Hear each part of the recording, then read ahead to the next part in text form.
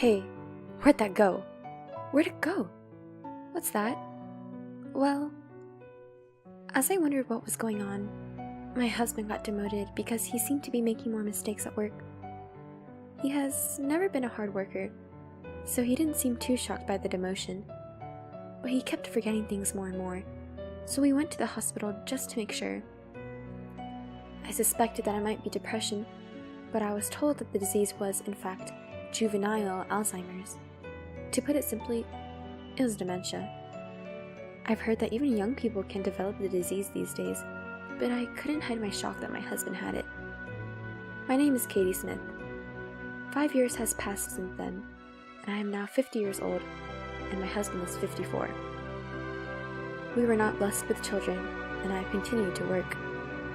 My parents have already passed away, but my husband's parents are still alive and well, and they live in the countryside, a short distance from where we live. They're very warm people, and when my husband was diagnosed with Alzheimer's, they even suggested to take him in themselves and that I should get a divorce. But my husband, who originally hated living in the country, adamantly refused to do so. I didn't immediately decide to get a divorce because of my husband's illness either. We have been together for nearly 20 years as husband and wife by fate, not just by sickness and in health, though. I thought it would be wrong to say, yes, bye-bye, just because he became ill. Although my husband became more forgetful, it wasn't like he could no longer lead a normal life. Perhaps the medication he takes to control the progression of the disease is working. It isn't so bad because it's not like he's unable to do anything, and he's still able to recognize me.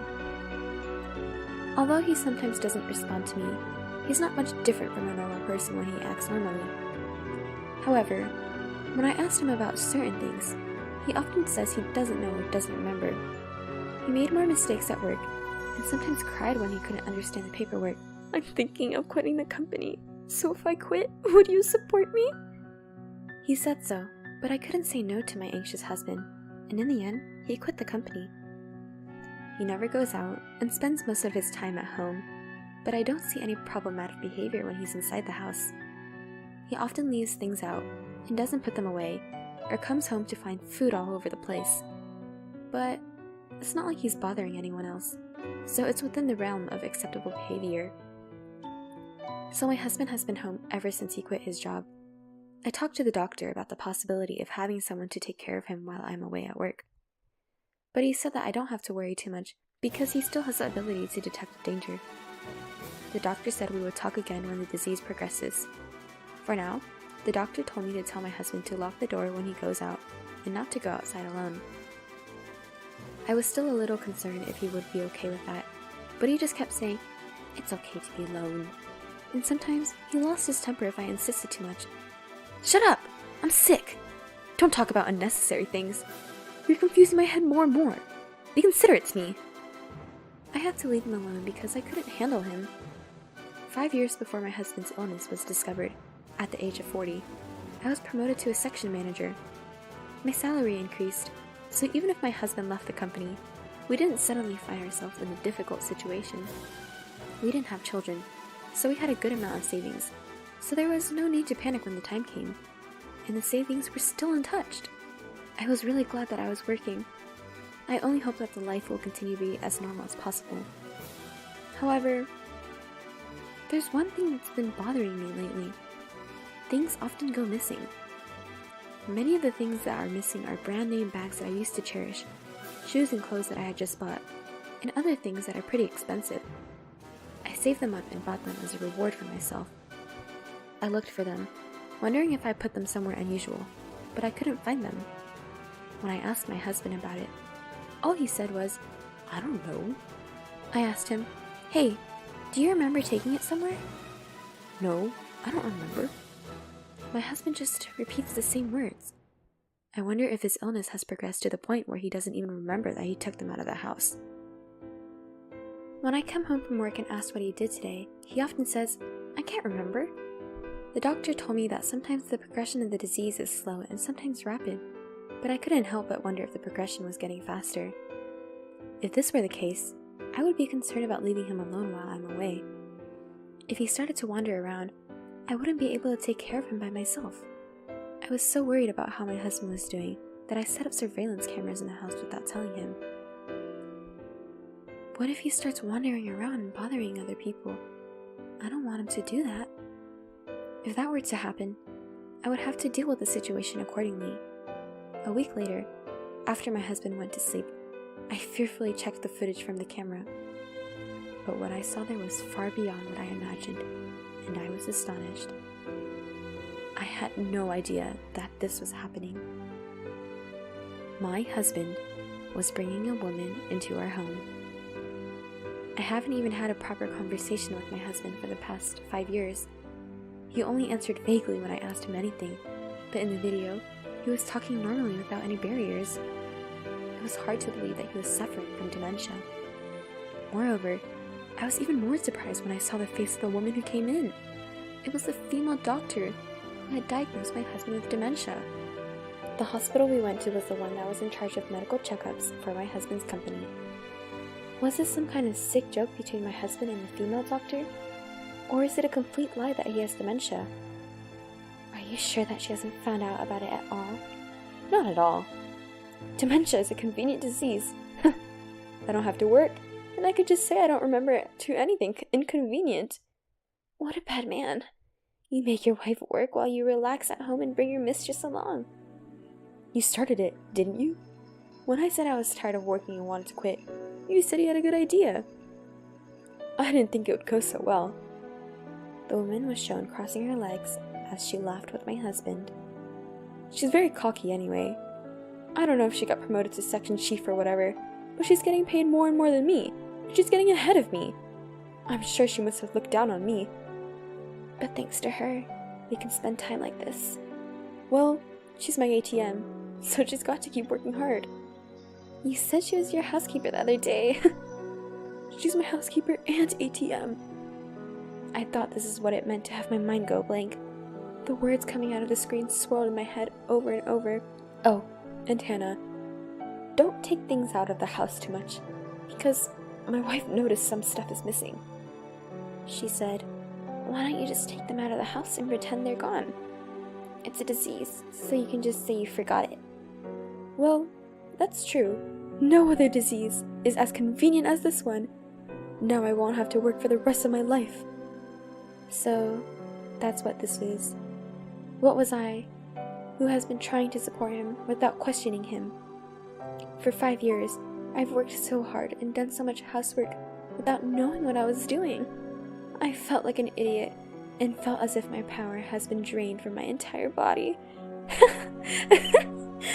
For some reason, I suddenly burst into laughter. I thought I might have gone crazy. That's how angry, sad, frustrated, and despairing I felt. The despair didn't end there. I checked my bank book to see if it was possible, and found that my balance was 0. All deposits I've saved since we got married were taken out. I felt so lost. I thought it was the end of the world. I couldn't feel any emotion. When dawn broke, my husband woke up with a nonchalant look on his face, and as soon as I saw him, I felt a rage welling up inside my emotionless soul. Where's breakfast? I felt like grabbing my husband by the chest and cursing him with all my power, but I resisted the urge. My husband still didn't know that I knew the truth. I couldn't stop myself from just confronting him with the truth and making him apologize right here and now. However, I had no idea what to do, but I knew that even if I got angry at him, he would just smile at me and say, "You found out, didn't you? What are you planning to do today?" "What is it? You never ask me that." "I'm just wondering what you do at home every day." "I really want to work like you do, but I'm sick, so I just give everyone around me some trouble." "I envy you for being able to work." I wondered how he could say such things so blatantly. Of course, since it is a clear fact that he cheated on me, I can use it as a reason to file for alimony and divorce. But when I thought about the past 5 years, I was so frustrated and I burst into tears. I feel that people who can do such things with impunity would normally say, "I'm just kidding." Then, they will try their best to make excuses by putting up some unexplainable logic. A few days passed as I figured out what I should do. Just looking at my husband's face made me want to throw up, but I endured it patiently. The camera remained attached. My husband thought I knew nothing about it, so he continued to bring the doctor in when I was out of town. I said, "Hey, did anyone come in today? I thought I smelled someone else." He said, "Well, I might have came, but I don't remember. Maybe it was a salesman." "So, how are you feeling? You've been looking better lately. Are you on the mend treatment?" I don't think so. I think I've become more forgetful lately. The doctor said that once you have the disease, you can slow down the progression, but you can't cure it." That's right. That doctor was a beautiful woman, wasn't she?" "Was she? I can't remember her face." In a way, I was impressed that he could continue to act like this for so long. I couldn't just shut up and sit, so I visited my parents-in-law with the recorded video in my hand without telling my husband. They're always so kind and considerate to me, but they're my husband's parents. It was a lie if I said I didn't worry at all. No matter how bad he might be, he's their son, and they could take my husband's side rather than mine. They might say that my husband cheats on me because I, his wife, am not good enough. Some might say that I was an unfit wife for not understanding my husband's reluctance to go to work, even after telling such a lie.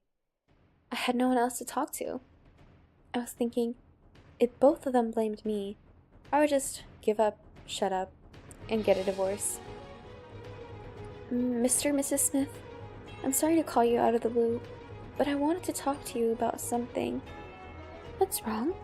You look so worn out. What happened?" "Ma'am, Anyway, come on up. Are you hungry? I'll make you something hot to eat." My mother-in-law's words almost made me cry. I didn't need to worry at all. My parents-in-law, who saw the video of the affair between my husband and the female doctor, got down on their knees and apologized to me on the spot. "Stupid son, I'm so sorry." "Katie, I am so sorry." Instead of blaming me, they were crying and holding my hands, which made me cry too. It was as if all the tension that built up in me for so long was suddenly gone. But that didn't make my anger at my husband disappear. But I was happy from the bottom of my heart to know that I had someone on my side. There was one more thing that made me happy. To my surprise, I received an offer of promotion to a department head position. I was more than happy to know that there was a place where I would be recognized if I worked hard. I was reassured that there was a place for me, too. "Hey, Katie! Katie! Are you listening to me?" "What? Oh, I'm sorry. I was a little spaced out. I was thinking about how I could punish my husband, and I got a little carried away." "It's not funny if you and your husband are both demented." His words made me think of something. "I wondered if you would take care of me if I became demented." "Screw you! I've got my hands full with me myself. There's no way I can take care of you." When I said this, my husband looked at me with wide eyes. From then on, I've tried to say a little more of what he said before every day, to make it more real. "Hey, what was I doing earlier? I've been making a lot of mistakes at work lately. I seem to be forgetting things. I forgot how to use the washing machine or how to cook rice." My husband began to get more and more nervous. "I don't know if I can keep working, but I'm glad you're here." After about 2 months of this, one day when I came home from work, I found out that my husband left the house. He left behind the divorce papers he had already filled out. He even left a polite note. "I don't want to cause you any more trouble, so I've decided to divorce you. Please don't look for me. Ken." I know he ran away because he thought I might have dementia. Besides, I know exactly where my husband left off. My husband rented an apartment so that he could continue his relationship with the female doctor. This was also revealed in the hidden video. "I'm getting a divorce. It won't be funny if I have to take care of her. I have already moved my savings to another place, so I won't have to worry about living for a while," he said with a laugh. He politely told her where his apartment was. I knew where the doctor lived from the conversation, so I went to the neighborhood. The female doctor was married and lived in a house in the suburbs with her family. I immediately submitted the divorce paper and sent a bill for alimony and property division to her husband's newly rented apartment. Of course, I also sent the female doctor a bill for alimony by certified mail. It seemed like my husband received it, and he called me right away. He said, "What the hell? What's this? What's this about alimony?" "Of course it's alimony for cheating on me." "What?" "Oh, yeah. I sent it to that lady doctor too. I'm sure her husband must have found out about it by now, and they're having a hard time." In addition to the one I sent to the woman doctor, I also sent the video taken by the hidden camera to my husband. I thought her husband had a right to know. "Oh, you...